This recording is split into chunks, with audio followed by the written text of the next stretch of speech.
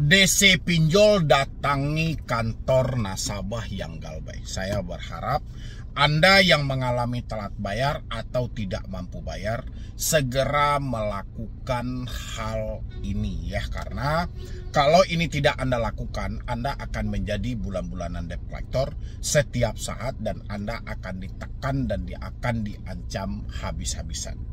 Oke teman-temanku, dan saya mau mengajarkan Anda. Sebelumnya seperti biasa, yang belum mensupport silahkan.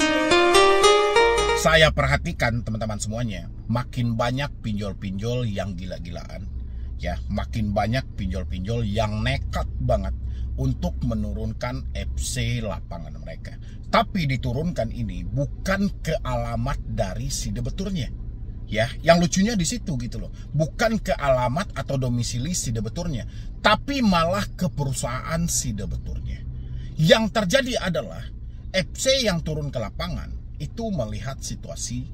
Kalau situasinya mereka mampu, mereka akan melakukan penekanan habis-habisan. Bahkan tak jarang mereka sengaja untuk mempermalukan teman-teman semuanya, terutama yang mengalami telat bayar di pinjol tersebut. Apa yang harus kita lakukan kalau DC-nya berkunjung ke perusahaan kita, bukan ke rumah kita gitu ya? Hal yang paling pertama yang harus Anda lakukan teman-teman, tetap seperti biasa gitu loh. Anda harus periksa kelengkapan dari si debt collector itu. Yang pertama ID card. Anda harus pertanyakan ini. Kalau mereka tidak bawa ID card, Anda wajib melawan mereka gitu loh. Anda jangan mau bahas-bahas soal hutang-hutang, jangan mau. Ya, kalau mereka tidak bawa ID card, Anda jangan masuk ke ranah privasi itu. Nggak perlu Anda bahas-bahas. Kalau misalnya dia, ini Bu, gimana Bu utangnya? Saya nggak bahas utang. Yang saya tanyakan ID card Anda mana? Karena ini syarat wajib. Ya, harus mempunyai identitas yang jelas. Yang kedua, mereka harus mempunyai surat kuasa. Bahwasannya mereka benar-benar dikuasakan untuk menagih kepada diri Anda. Anda lihat surat kuasanya seperti apa. Surat kuasa itu ada namanya teman-teman. Ada nama Anda, ada nominal hutang Anda yang tertunggak, berapa hari lamanya, siapa debt collectornya, berapa lama dia mendapatkan surat kuasa ini, ada di dalam surat kuasa itu. Nggak ada surat kuasa yang dipakai seumur hidup. Ya, paling lama surat kuasa itu berlakunya untuk 30 hari saja. Oke, kalau memang si pinjolnya ini menyuruh si FC-nya itu untuk datang. Kalau mereka tidak bisa menunjukkan surat kuasa, jangan masuk ke ranah privasi. Hutang piutang ini ranahnya privasi teman-teman. Kita nggak mungkin berbicara dengan orang yang tidak jelas. ID card nggak ada, surat kuasa nggak ada, apa yang mau kita omongin? Yang penting jangan Anda buru-buru takut kalau dia datang ke perusahaan Anda ya. Kalau misalnya mereka tidak mau menunjukkan hal itu tapi malah memancing keributan, nanti kita jelaskan. Yang nomor 3, mereka harus mempunyai sertifikat profesi di bidang penagihan. 3 hal ini harus mereka tunjukkan kepada Anda sebelum mereka masuk kepada poin yang sebenarnya, menagih hutang. Kalau 3 hal ini tidak mereka tunjukkan, jangan pernah sesekali Anda membahas soal hutang-hutang Anda atau sampai merendahkan diri Anda di hadapan mereka. Karena kebanyakan yang saya perhatikan teman-teman semuanya, Anda lebih awal menunjukkan suatu ketakutan, menunjukkan suatu kelemahan, sehingga debt collector bertindak anarkis. Kita tagih dulu ya. Apa yang perlu kita tagih? Ya 3 hal tadi harus mereka tunjukkan ya. Kalau ini 3 hal sudah mereka tunjukkan, baru kita pertanyakan soal aturan. Boleh nggak menagih ke perusahaan dari si konsumen?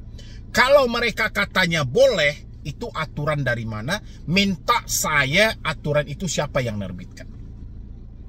Ya, sampaikan pada mereka bahwasanya OJK telah dilarang melakukan penagihan di luar dari alamat domisili konsumen. Tapi ingat teman-teman semuanya, di awal pembicaraan Anda, mulai dari Anda bertanya ID card, sampai Anda bertanya sertifikat profesi di bidang penagihan, sampai Anda bertanya soal aturan mereka diperbolehkan menagih ke perusahaan, semuanya harus didokumentasikan. Harus ada buktinya. Ya, kalau tidak ada buktinya, semuanya bullshit. Laporan kita tidak dianggap sama OJK. Ya, Anda jangan buru-buru takut dulu. Karena di kantor Anda itu nggak perlu Anda takutin, ada security. ya, Anda akan tetap aman kok. Kalau mereka membangun keributan di sana, memancing keributan di sana, minta security untuk mengusir mereka. Kalau security tidak sanggup, Anda bisa lapor ke polisi aja. Karena konsepnya sudah nggak jelas. Mereka menagih hutang tapi ditanyakan legalitas mereka, tidak bisa mereka tunjukkan dia mau kayak mana. Bukan kita si debeturnya berkilah, tapi karena mereka datang ke perusahaan kita tanpa ada pembicaraan yang lebih jelas dengan kita dulu. Boleh debt collector itu menagih di luar dari alamat domisili konsumen, boleh. Asalkan ada kesepakatan, ada perjanjian. Ini menelpon tidak, segala tidak. Tiba-tiba datang ke perusahaan, kita cek legalitas mereka. Mereka malah tidak mau menunjukkan, malah mengajak kita untuk kayak ada tebusan juga gitu loh. Ya, kalau kami tunjukkan Anda mau bayar nggak? Konsepnya bukan ke sana. Ya, inilah masanya teman-teman untuk melawan semua itu. Anda harus paham apa yang bisa dilakukan, apa yang tidak boleh dilakukan. Ya, dan ketika mereka tidak bisa menunjukkan legalitas mereka, baru Anda pertanyakan soal aturan menagih ke perusahaan ini siapa yang mengeluarkan. Setahu saya, sesuai dengan aturan OJK, POJK nomor 22 tahun 2023, dilarang melakukan penagihan di luar dari alamat domisili konsumen. Ya, itu ada di dalam itu. Dilarang melakukan penagihan dengan sifatnya mempermalukan. Dengan dia datang ke perusahaan, dengan dia menagih ke kantor Anda, dua-duanya itu sudah mereka langgar. Ya, dilarang menagih ke di luar dari alamat domisili konsumen sampai mereka mempermalukan. Pasti 1 atau 2 orang akan melihat kejadian itu. Otomatis Anda akan dipermalukan. Ya, maka dari itu teman-teman semuanya, untuk menghadapi debt collector yang datang ke perusahaan Anda harus pertanyakan legalitas mereka dengan jelas. Mulai dari ID card sampai sertifikat profesi di bidang penagihan, ini syarat wajib. Ada di POJK-nya. Ya, nggak ada ceritanya. Kalau mereka tidak lengkap, yang disalahkan pihak penyelenggara. Siapa yang menyewa mereka? Ya, habis itu baru Anda pertanyakan soal mereka diperbolehkan atau tidak menagih sampai ke kantor ini. Mampu teman-teman menantang seperti itu? Ini bukan perkara ada atau tidak ada duit Anda, tapi ada atau tidak legalitas mereka gitu loh. Jangan lagi kita mau menunjukkan suatu kelemahan kita, memohon-mohon maaf, dan kita menunjukkan ketakutan dan segala macam. Enggak gitu loh. Walaupun kita belum mampu bayar hutang, tapi kita harus tahu seperti apa argumennya, seperti apa aturannya. Kita harus tahu gitu loh. Nggak bisa mereka asal-asalan datang, tiba-tiba datang, bla bla bla segala macam. Itu tidak diperbolehkan lagi. Yang penting teman-teman, jangan takut. Soalnya kalau udah takut, apapun tidak bisa kita lakukan. Makanya jangan pernah takut. Kita harus tahu mana yang diperbolehkan dan mana yang tidak diperbolehkan. Begitulah menghadapi debt collector yang datang ke perusahaan. Kalau mereka tidak lengkap, usir, minta tolong sama security-nya, usir dari sana. Kalau Anda dipanggil HRD Anda, jelaskan. Fakta yang terjadi Anda jelaskan aja, gak ada masalah. Ya, yang jelas kalau mereka tidak memenuhi syarat, jangan pernah coba-coba membahas ke ranah privasi kita. Oke teman-temanku, paham? Dan sisanya setelah ini Anda akan menonton juga video tentang pinjol yang tidak perlu Anda bayar. Salah satunya masuk tentang debt collector yang selalu berkunjung ke perusahaan Anda. Silahkan. Mulai sekarang teman-temanku, ya, mulai hari ini juga, untuk semua teman-teman yang mengalami telat bayar di pinjol, yang memenuhi kategori yang seperti saya sampaikan nanti, tolong semuanya kompak berhenti membayar, karena itu tidak akan ada resikonya sama sekali gitu loh. Anda gak usah lagi memikirkan resiko DC datang ke rumah, nama Anda di blacklist dan segala macam. Tidak usah Anda pikirkan itu. Yang penting kalau mereka nanti menemukan, Anda menemukan, misalnya mereka sudah tidak sesuai lagi, Anda harus kompak untuk berhenti membayar. Paham teman-temanku semuanya? Biar saya terangkan, tapi sebelumnya seperti biasa, yang belum mensupport channel ini silahkan disupport dulu, silahkan didukung dulu, karena satu supportan dari Anda menjadikan channel ini terus berkembang dan saya makin semangat. Silahkan di like, di share, dan di subscribe juga. Oke. Untuk pinjol yang paling pertama, saya tidak peduli mau yang Anda pinjam itu legal, ilegal, pay letter, dan segala macam. Yang paling pertama yang harus Anda catat, pinjol yang masih melakukan pengancaman. Ya, Entah itu mengancam mau mengambil aset Anda, mengancam mau mencelakai Anda, mengancam mau mencegat Anda di jalan, mengancam mau menyebarluaskan data Anda. Tolong Anda catat, cari tahu nama aplikasi ini, segera berhenti. Itu tidak akan ada mengarah ke BI checking, tidak akan ada datang ke rumah dan segala macam. Ya, kalau nggak seperti ini teman-teman, ini nggak bisa berakhir.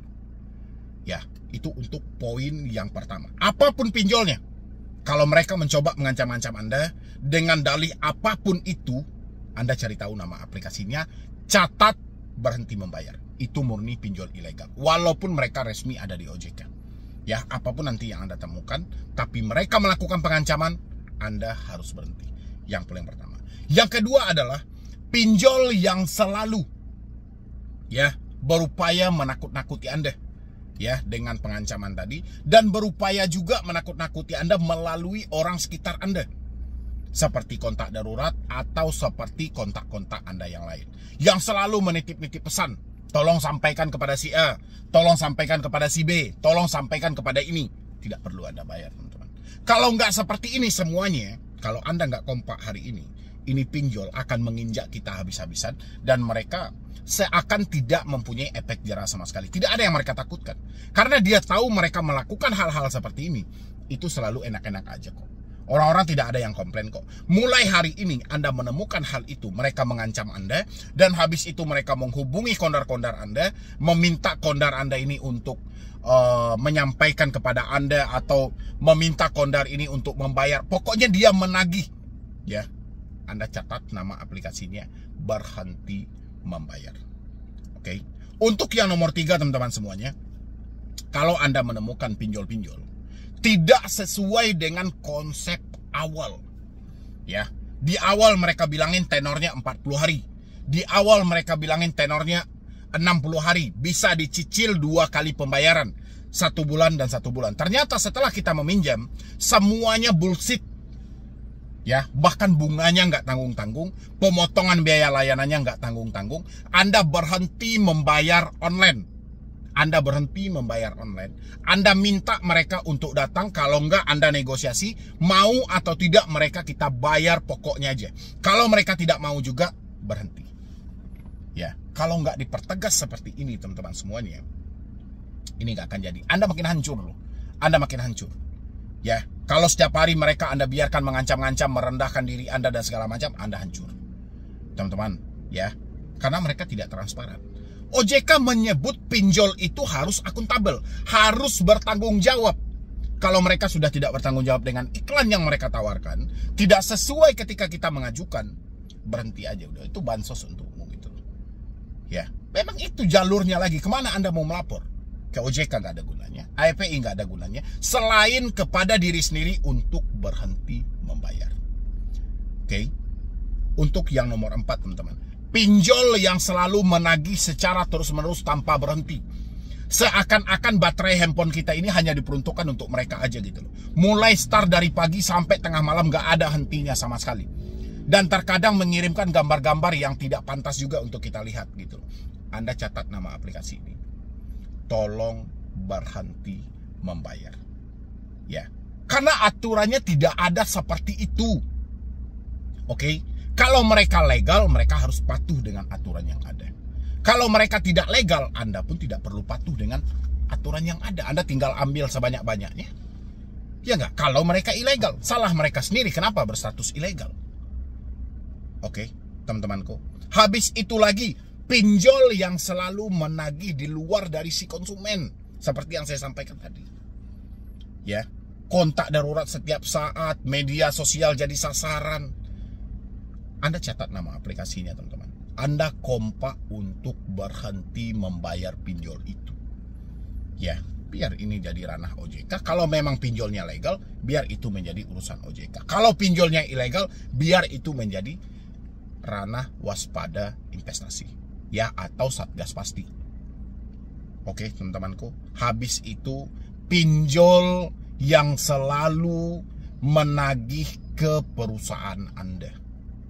Tolong teman-teman ambil buktinya, rekam videonya. Ya, mereka yang selalu datang, saya banyak mendapatkan laporan dari beberapa pinjol legal yang selalu menagih ke perusahaan. Padahal itu sudah dilarang. Kecuali ada kesepakatan, kecuali ada perjanjian. Kalau tidak ada perjanjian sama sekali, mereka tiba-tiba datang ke kantor Anda, sampai teriak-teriak, sampai marah-marah, kompak semuanya videokan mereka gitu loh, kita viralkan. Jangan Anda takut gitu loh. Gak usah Anda memikirkan hal-hal yang aneh-aneh. Gak usah Anda memikirkan hal-hal yang tidak-tidak dulu gitu loh. Yang jelas Anda ambil dokumentasinya. Siapa yang menyuruh mereka untuk datang ke sini? Padahal sudah ada aturan dilarang melakukan pengancaman, dilarang mempermalukan. Mereka datang ke kantor, itu tugas mereka ngapain? Menagih, tapi mempermalukan atau tidak? Jelas itu mempermalukan. Maka dari itu saya minta buat teman-teman semuanya, mulai sekarang, mulai hari ini juga, kompak semuanya. Anda lihat lagi pinjol-pinjol tidak sesuai dengan aturan yang berlaku, berhenti membayar. Pinjol yang mengancam setiap saat, mempermalukan setiap saat, mengancam Anda mau proses ke jalur hukum, mengancam mau mengambil aset-aset Anda, menagih secara terus-menerus, menghubungi kontak darurat Anda, mempermalukan Anda sama kontak-kontak, menagih Anda ke media sosial, habis itu mendatangi kantor Anda dengan sengaja teriak-teriak, ya. Anda catat nama aplikasinya. Berhenti teman-temanku. Gak ada lagi pilihannya gitu loh. Ya. Ini perintah siapa bang? Ini perintah OJK. Aturannya OJK yang luarin. Kalau itu pinjolnya pinjol OJK. Kalau pinjolnya tidak di bawah naungan OJK, Anda pinjam aja sebanyak-banyaknya. Ya. Kalau pinjolnya pinjol ilegal, Anda pinjam aja sebanyak-banyaknya. Tapi kalau pinjolnya legal, mereka tidak patuh aturan, Anda nggak perlu bayar lagi. Oke? Paham nggak teman-teman semuanya? Yang paham, ketik di dalam kolom komentar untuk setuju teman-temanku. Ya, ini nggak bisa satu atau dua orang. Jangan satu orang mempraktekkan, yang satu memikirkan DC-nya datang nggak, saya masuk slik nggak usah itu kau pikirkan lagi gitu loh. Sekarang yang paling terpenting, mereka tidak sesuai dengan aturan yang berlaku. Kalian kompak semuanya berhenti membayar. Siap atau tidak? Itu dia jalurnya teman-teman. Gak ada resiko yang fatal. Resiko yang fatal itu cuman Anda yang memikirkan. Faktanya tidak seperti itu. Ya, tidak ada orang yang dipenjara gara-gara tidak mampu bayar hutang. Pinjol tidak mau memproses Anda ke jalur hukum. Pinjol hanya mengadu domba Anda dengan debt collector. Ya, pinjol mengambil jalur semurah mungkin. Dia ambil jalur ini semurah dan sesimpel mungkin gitu loh. Pihak ketiga ini kan sangat simpel. DC ini kan sangat murah gitu loh. Mereka menyewa itu. Mereka nggak mau menjatuhkan Anda ke wan prestasi. Proses Anda, oh kata OJK resikonya hanya masuk slik. Pinjol nggak mau kalau hanya sebatas slik. Oke, kalau mereka tidak mau dengan hal seperti itu, harusnya mereka jangan mengancam. Ketika mereka mengancam, ketika mereka mempermalukan, inilah tindakan tegas yang harus Anda ambil. Nggak usah menunggu OJK. Menunggu OJK terlalu lama. Ya, terlalu lama teman-teman. Berbelit-belit. Anda melapor kepada OJK ini berbelit-belit. Melapor ke API ditambah lagi gitu. Sekarang ambil aja kesimpulannya. Tinggal berhenti bayar aja, kok apa susahnya sih? Anda diancam, catat nama aplikasinya apa ini. Ya udah, besok saya nggak bayar kau lagi. Anda dipermalukan, catat nama aplikasinya. Besok nggak usah bayar lagi. Mampu atau tidak, teman-teman semuanya? Ya, kalau mampu silahkan Anda praktekkan gitu loh. Gak ada risikonya. Selama ini coba Anda nilai, gak ada risiko yang fatal gitu loh. Risiko itu kita hanya dihadapkan dengan DC. Dihadapkan dengan DC untuk melakukan pengancaman. Cuman itu loh risikonya gitu. Di luar dari itu gak ada. Bahkan kata OJK, POJK nomor 11 tahun 2024 itu diberlakukan. Pinjol menjadi pelapor slik. Faktanya di lapangan, orang yang galbay 1 tahun yang lalu masih bisa meminjam kok. Ya, faktanya di lapangan orang yang meminjam sudah lebih dari 3 masih juga tetap bisa mengajukan. Berarti hal itu tidak ada. Oke teman-temanku, gak usah kalian perumit lagi pemikiranmu. Sekarang tinggal mau berhenti atau tidak. Ya, silahkan share video ini sebanyak-banyaknya teman-teman semuanya. Saya yakin saudara saya di luar sana masih banyak yang ketakutan, masih banyak yang kecemasan. Mudah-mudahan dengan si singkat video yang saya sajikan ini bisa lagi membuka pemikiran Anda untuk tidak perlu takut. Ya, mereka melanggar aturan, Anda nggak perlu patuh aturan. Mereka tidak sesuai aturan, Anda tidak perlu membayar. Oke, jadi sekian dulu dari saya, Medi Browning. Wassalam.